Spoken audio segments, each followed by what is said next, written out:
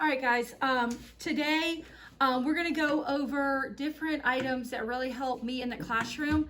I'm an agriculture teacher at Bartow Middle School, and so my job has a lot of different ways that I can use this laminator. And a lot of times, let me move this because it's kind of moving itself. A lot of times we were forced to take the stuff down there to the library and hope it gets done right, or even if you get it back. And I had a parent who turned me on to this laminator. You get them at Walmart. I've seen them anywhere from $17.99 to $21.99. It just depends on if there's a sale on them or where you're located at, as far as, you know, if you ever deal with shopping different Walmarts. All right, so this is a personal laminator. I will honestly tell you, we normally have about 3 of them in our program because there's times we're laminating a lot of stuff. And I know you're probably used to that laminating that is really flimsy, and yeah, thanks for laminating. At least it won't tear up. But this is definitely a harder. This is actually a 3M, and it's hard. This one is limited to a, what does that say? 8.5. They do 8.5 by 11 sheets, and I'm gonna just show you. This is it. The sheets themselves. I've used a lot of off brands and not seen any differences. Some people may say they have. I've laminated a lot of stuff. This is what I use because I can get 200 of it from anywhere from $13 to $16 on Amazon. Another thing that you can purchase with your lead money if you're in Florida. I make a lot of my pictures for, we do ag certification tests, the AEST. Ag system has a lot of identification of items. So as you see, I've got a lot of different pictures here. I don't know if you can see that. So we've got azalea, hibiscus, here's a Berkshire. We need something instead of something different. Sometimes, you know, people may get stuck doing like Quizlets and things like that, but I want something at the door when these kids come in that I'm going over. Something, if we got a couple minutes at the end of the period, let's go over flashcards. What are they? So this is one of the ways I use it. We will actually sometimes put the information on the back of those. Like for these, I will say what they are, what the name of them are, and the name of it is, and whether it's a bedding plant or a landscape plant or a tree. With our pests, with lace wings, we know they're beneficial. Also our ladybugs, but our mole crickets are pest or harmful. So we put things like that on the back of them so we know what we can do with those.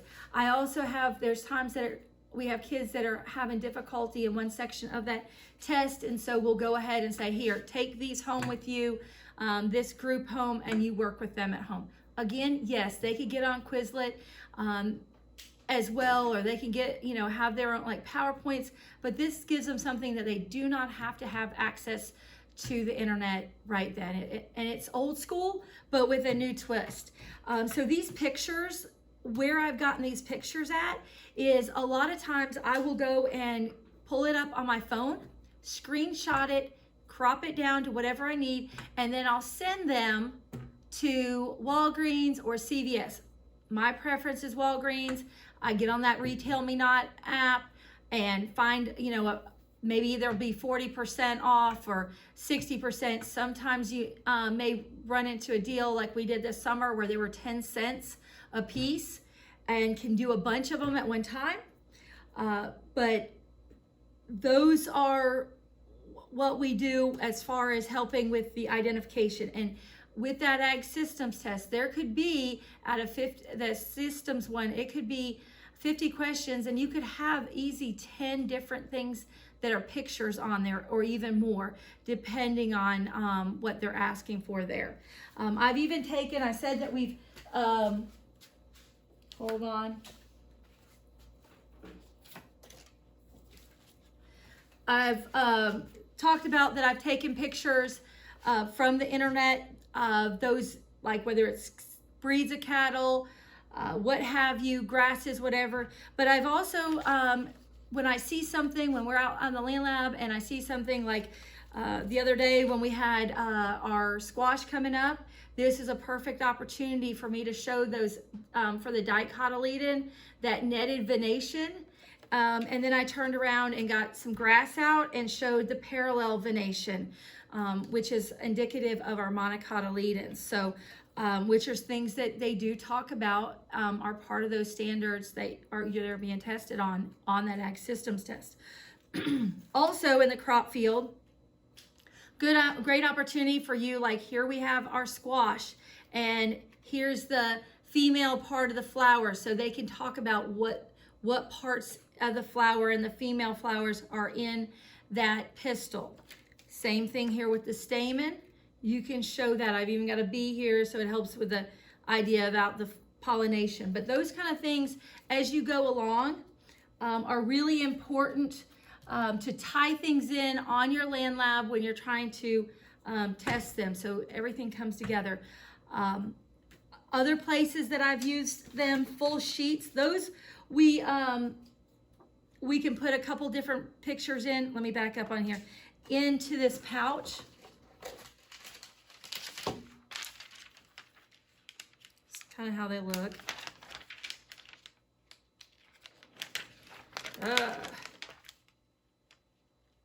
All right, these open up and you can slip, let me see here.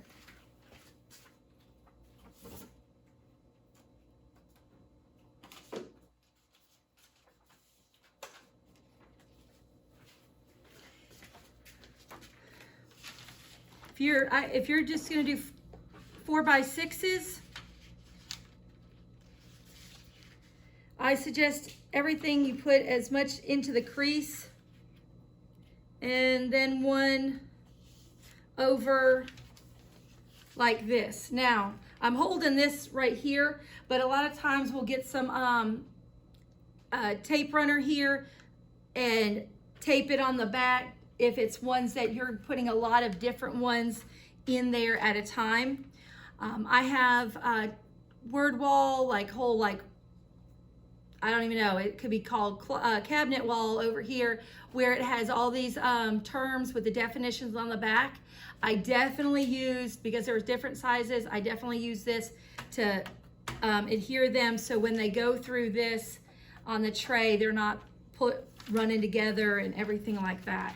So that's how, and kind of look like this. I try to make them the way I put them in. Obviously I did not do this one of my students did, but that's fine. When we cut them, I use this. A lot easier than using your scissors or anything like that. I try to leave a little bit on the edges. I just like how they look. My students like to cut them all the way out, but can't, you know, you got free labor. Also ways that you could use it, it may be a full design, full one. This is something off of our forestry competition.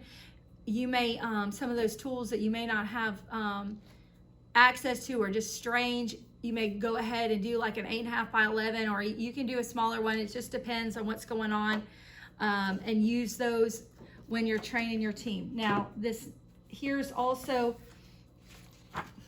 another place where I found using maps, topo maps. Also, I'm a big forestry person, so when we are going over maps, this is nice to have them where they're sitting at their desk and going over them before you get them on a map at their one map with like maybe 6 or 8 kids gathered around it, whereas this, they've got it right there and you can kind of go over that with them before you get in on a big map. This is another way that I've used them too. Ag Systems, this U.S. Farm Resource Region is actually part of one of the resources for that Ag System. So this helps them recognize where all these different regions are and what they're more well known for.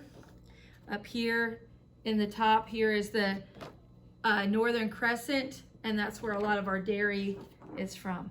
This one, I will honestly tell you, this is one of those proceed with cautions. It's not like we're like actually trying to put cheese through a laminator. If you've seen that TikTok, I don't suggest that.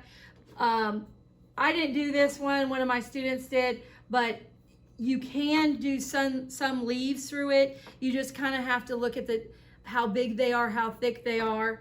I like it because there's sometimes the venation or something unique about them. You've got to be able to see them, and some leaves you just don't get to see in your area. So this is a way to preserve them.